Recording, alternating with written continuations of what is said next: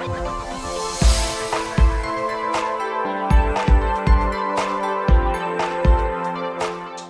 so really happy of how it's looking now. It's looking very nice and grimy. Hopefully you can see it across the back there. We've got some nice grime going on, everything else. I've attached the exhausts on here now. If we can get the camera to go with those, there we go. Nice, dark, it's roughly how they seem to be. Okay, and that's the thing to it. So we've got that nice metal looking to it. The only thing I'm hoping is in the box still, and I haven't seen, but in between here, normally you have extremely complex cogs, which is obviously part of the reversing system. I haven't seen them, and I've just had a look down here at the instructions, and I can't see them either, which will be a real shame because I've got a cracking photo, you know, of the actual ones, and there they are. So why it doesn't have it in the kit when it's such a noticeable part is, you know, a bit beyond me, because the rest of it is really, really nice. Now, because we're coming to the point where we're going to start attaching bits, we really need to get the gear on. So as you can see, we've got the gear on down on this guy, no problem at all. We've put the nose in. Now the nose one, it does take a little bit of wiggling to get it in, and to be honest, we have given it a little bit of a wiggle just to get it down in there, and we've got the first part seated. There's a couple of other bits to go in there and everything else. Okay, so what we're going to do is get the next one put on and in. So, little technique I do is what I call tacking, okay? So literally we're going to take, and I'm just going to put down here slightly out of shot, a little bit of super glue, okay? So all we're going to do is going to take the smallest amount I can get on here, just a tiny little bit, okay, and a little bit on a frame there, alright? And then we're going to come in, and this literally, it's just, it sits in under and it goes up, okay, and fits in. Okay, and by using the minimal amount of super glue, hopefully you'll be in a situation where it will then hold its own weight, just like so. Then we take the leg, and again we've got this bit here, so we're just a little smidgen. Now remember, we spoke about this actually on the live show this week. Less is always best when it comes to this. Okay, so that one in, we can seat it in there. What we're looking to do is have that seated in properly, which doesn't look like it is. If I can get it in. The last one, to be honest, I put it in slightly the other way around, which probably was better. Okay, and then once it's in, what we can actually do is push it all in, just to lock it all in, and then we're just going to use some weld action glue for this guy at the top here. Okay, so we're just going to pop some down in there and some down in here. I'm going to let it do its bit. I'm just going to pop a little bit just down on this one. Going to give this a nudge in. Now you might be able to see the geometry, it's poking outwards slightly, okay, and this is something that happened on the last one as well, but when you push it all in and give it a nudge and everything else like that, you should find, like there, it's perfectly square now, okay, so that's the thing. Now the idea is you just want to make sure your geometries are all good and everything else. What this enables us to do is start to put all the bits and pieces onto it and stand it on its gear so we don't run the risk of knocking anything off and things like that. You might notice down in the front we've got a little bit of paint going on, but we've now lost our famous rattle. Okay, literally, as I said, drill the hole through, PVA glue, let it overnight, come down this morning, giving it a shake, and we are absolutely fine, no problem with that at all. So what I've done, just for the moment, I want to keep it quite sort of, you know, grimy and everything else. That's just some white paint over the top just to cover up the hole. The PVA glue, to be honest, was pretty good, pretty much a good level fit on that one. We'll come along with a little bit of weathering, some grime wash, something else like that, just to poke down in there and to take care of it. Now obviously we can't set this thing on its gear now because it won't be able to support its own weight, but definitely we can just add a few little bits as we're waiting for it to dry, so being a little bit careful. These guys here, these little stabilizers, the actual ones on the side, they are not the best fit in the world. Okay, so what I've been doing is literally going around, putting a tiny bit of super glue in there and a little bit of the actual extra thin, just to weld it in, just to seat them correctly, and then take the stabilizer off so they froze and locked in that position. To be movable is a really bad idea on these. They are going to snap off, I should imagine, after not a lot of use, and quite frankly they are too floppy and they're all over the place.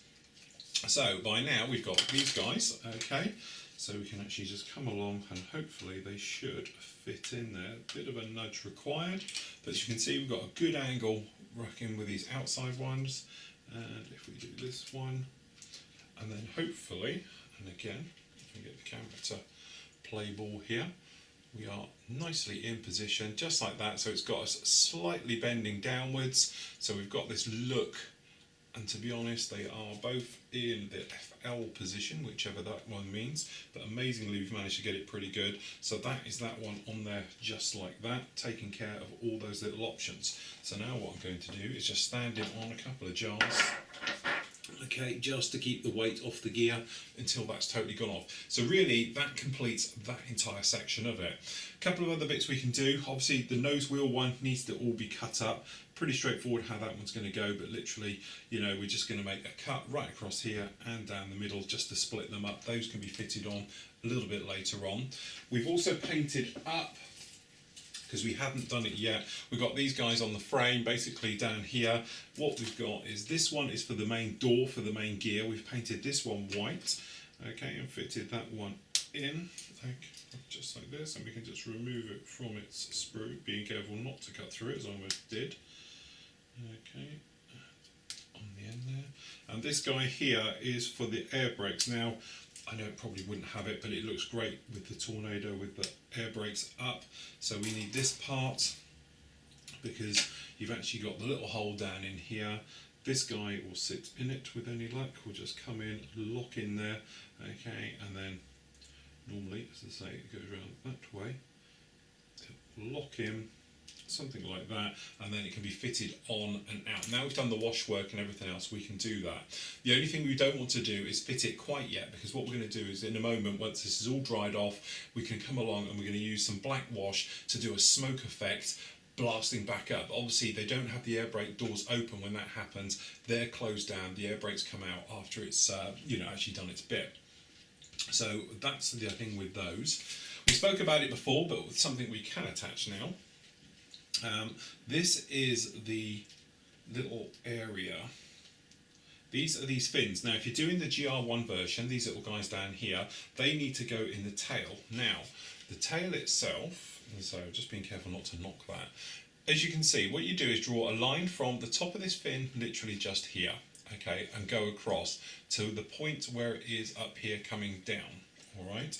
So literally if you was to take something straight, or hopefully you go across the tail and you get like that, okay, from the top of the rudder, okay, and when you come down from the top here, you can see it, it's there. So where those 2 points cross, drill a hole, okay, and I've gone right the way through, and then just to make it a little bit nicer to fit through, you need these to be just the same. As you can see, I've trimmed them down. So we're going to do the same on this guy, but obviously we need them to be identical, because if you've got one trimmed in a different place, it is just not going to work, okay? So just for the moment, I'm just literally overlapping the two to see where they are, and then all I'm going to do is going to score for the moment in here and in here.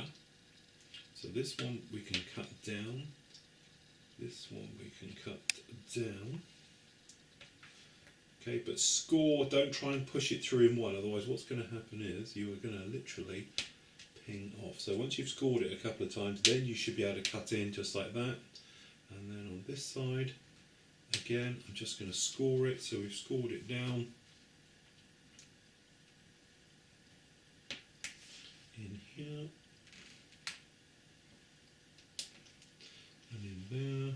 And then what we're going to do, just going to taper it slightly down, so we've got more of a pin showing. Alright, and if we can just cut this one in. So that's those two done, just like that, and then the moment of truth. So usual thing, we've got our little bit of super glue down here, something, a cocktail stick with a point on it. We're just going to come up and I'm just going to put in a tiny bit of super glue, 1 and 2. The idea is this will grab it and give you a bit of bite. Now you want to pick your best ones for the top, okay, and then hopefully these will come in. You want to centre them up, level them up and absolutely everything. Happy with how that is. Then coming in with a little bit of extra thin, don't want too much. We're literally going to tap the underside and let the capillary action zip up both ways to put that in now. Okay, so that guy's on. Then we can do the same on the other side. Okay, it's a little bit big on this one. If I'm honest, the paintwork isn't come out exactly brilliant. So we might have to just touch that in. And then again, we're just going to come in with a little bit of capillary action. And then thankfully, if you look at it now, they are completely level and they are both the same top-down view. Okay, so this guy here, we're just going to straighten him up, take those in just like that. Happy with how that is. Alright, so again, we're just going to hold it like this, just to let the glue bite, do all its business and everything else like that. But it is something that's not mentioned in the instructions. If we remembered or thought about it, what is in there is that you've actually got some areas to open up from inside the tail. Okay, so open up the tails and do it. To be honest, it's the same. We've forgotten to open up the ones underneath here because obviously it wasn't in the instructions so much, but this is for the weapons base. But luckily from our point of view, we know where they go. We've got ones just down the back here and we've got ones at the front, and that's where they're going to stick to it, all just like that. So hopefully they are going down. The gear is slightly going off, so we should be able to sit it down.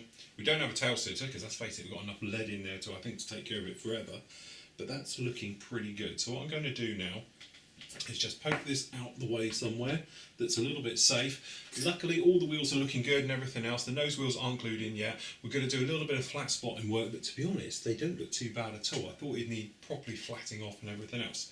So little things we've got to do. We've got to obviously attach all of the flap system and everything else. They've got to go on yet. So actually what we've done is we've painted the metal work for all the joiners and all the fixings as it's going to go in. So we've got those done both sides.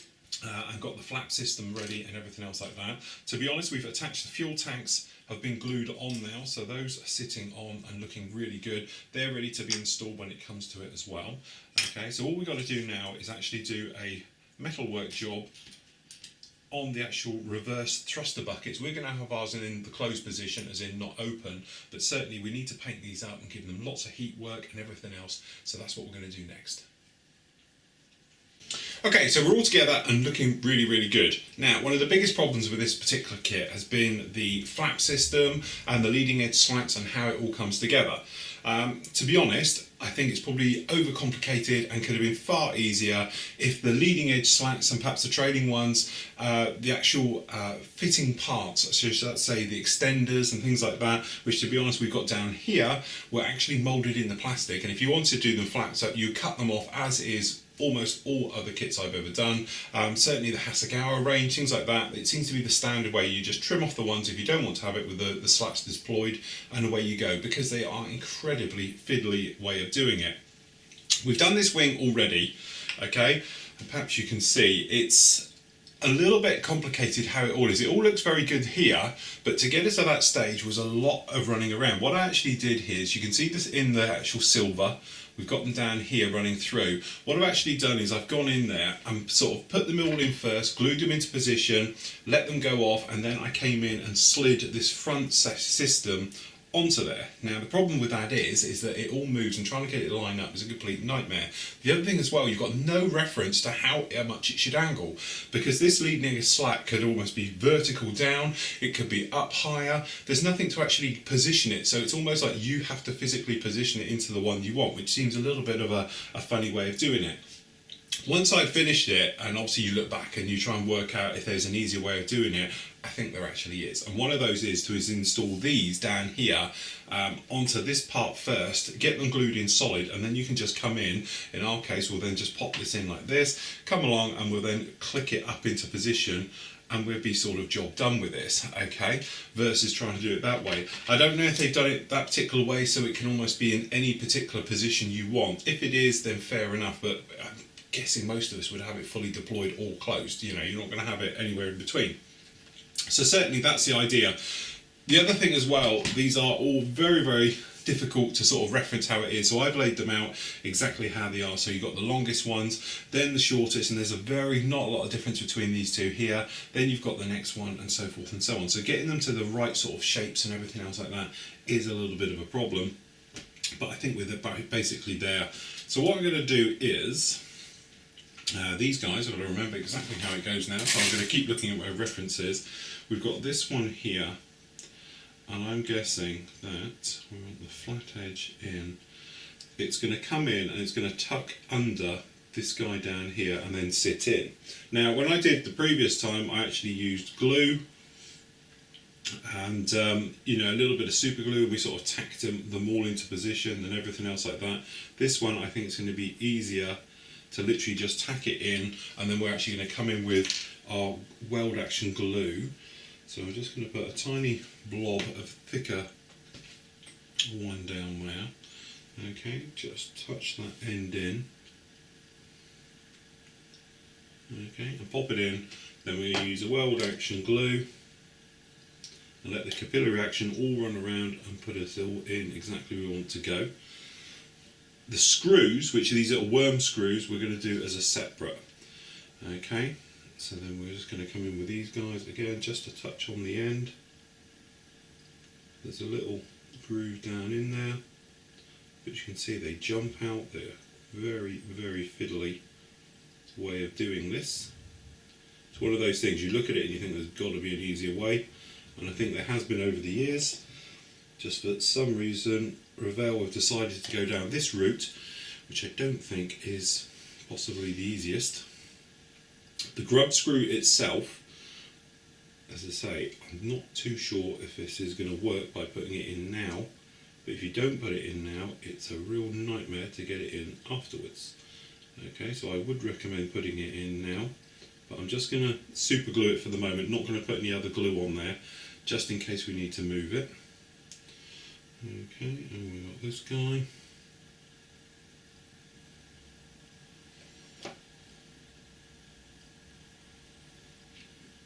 Okay, and already you might be able to see on the top there, we've got one facing different to the other. Now they do have to be the same, so it's a case of why is one gone in one way and one not. Okay, you can see those are totally out. That's the trouble you've got with this. Trying to get them all to go in is a bit of a hassle. And obviously all the time you're fiddling with it and trying to get it in, you're making a mess of your nice joined areas. Okay, this one I'm going to try something a little bit different. I'm going to pre-glue these areas. And we're just going to see if this helps in any way. Okay, so we're just going to come in. I'll try and seat that one in. I'm going to put the grub screw in afterwards, I think. I think that's going to be easier. It saves messing around with it all.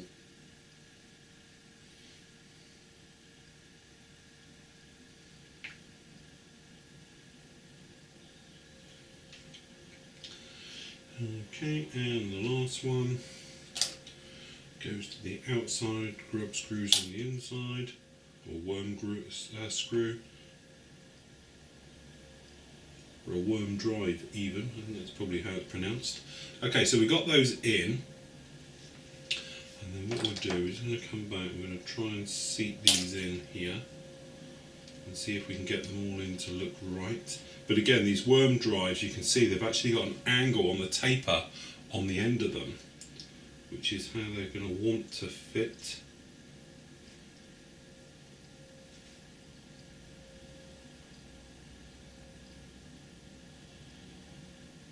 You see, they just don't like it, any of it at all. Okay, so that's those in. In fact, I'm going to change my mind here. I think we're going to put the drives in as a separate. I really don't think they're going to go in that way. As I say, I did a lot of playing around with this side, so whilst that's just drying a second, we'll just come over to here, settle this guy down, okay, and we're going to put in these drives separate on a drop of super glue, and we're just going to stick these in So start with your longest to your shortest. I'm just going to come along. But again, if you poke them in the wrong way, like here, it just disappears up inside it. So there is no real reference of where they should be. And that is the entire trouble with this part. It would be fine if you knew how it should be, but the instructions are that vague, short of pathetic. It's a case of, you know, the picture looks great, yeah, just plug them in, but when it comes to it, it's really not as good as that. So, okay, last one going in. This one's very, very tight because it's literally just here. To go to the inside and the outside. So the inside.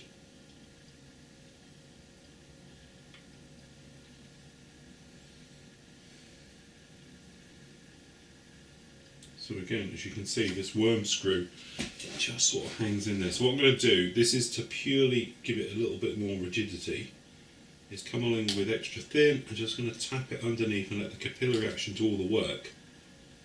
Then the theory is we can then just get in there and manoeuvre it and it will bend but hold its location as it begins to dry. Okay, so that's those in just like that. Alright, so next up is the rear ones. Now the rear ones, it's pretty straightforward. You've actually got your locating tabs here and here, okay, and then on the top you've got these little dits, little holes up here at the top as you run through, where they go onto the worm screws on the back, okay? And again, it's all one of these things of trying to get it all in. So what we're going to do, just going to put a drop of extra thin in each location tab, okay? And then all you do, well, he says, it makes it sound very easy, but it's not, is insert this end in first, because it should push in just a little bit.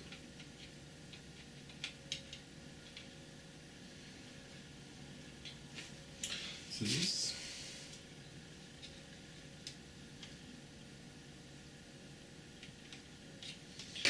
Okay, so we just insert that end in, and we're going to come in from the other end as well, copper glue. And it should all slightly push in. Then all we're going to do is a drop of glue down each hinge. And this is a great thing with using a weld action glue, because the capillary action should do all the work and weld it all in. So this guy's just got to push down just a little bit just to hold. So we're just going to hold this just for a moment in situ, because it's literally this little tab just getting in there. Okay, so I'm just going to hold it for a minute.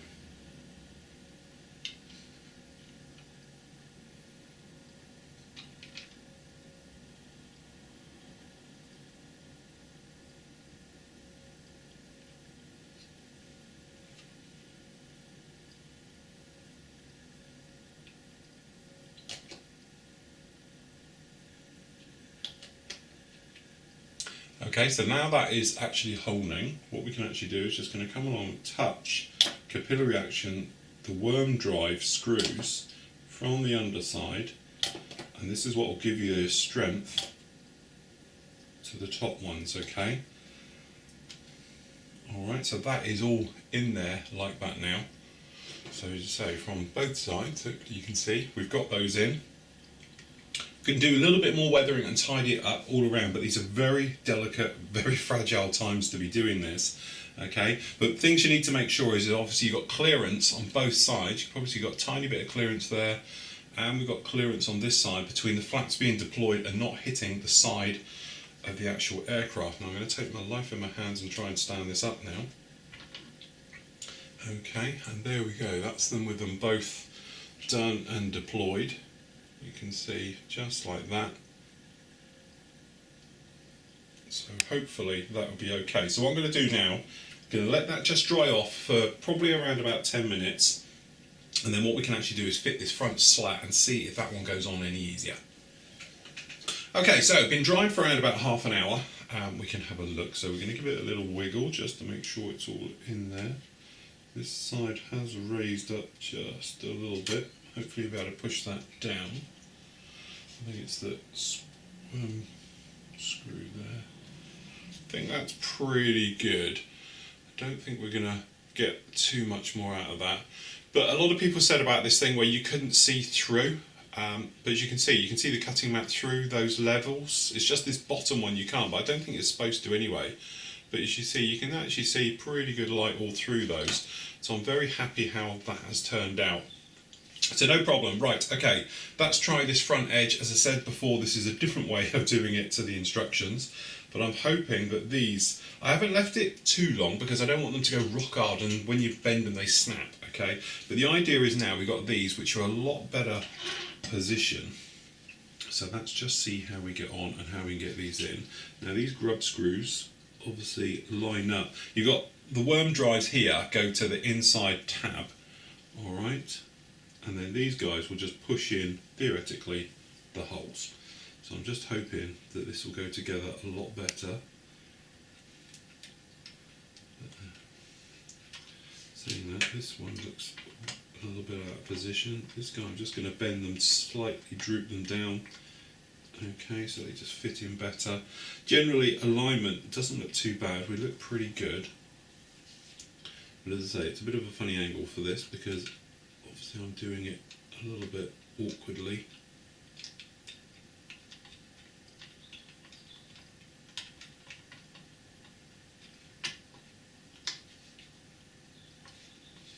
So this worm one here as well, it's got to come right round there.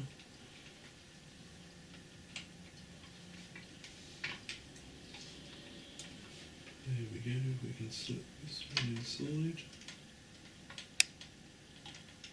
Again, I'm just wondering if the instructions call, you might see here, the instructions call for this plate to be on the outside and the screw to be in the inside.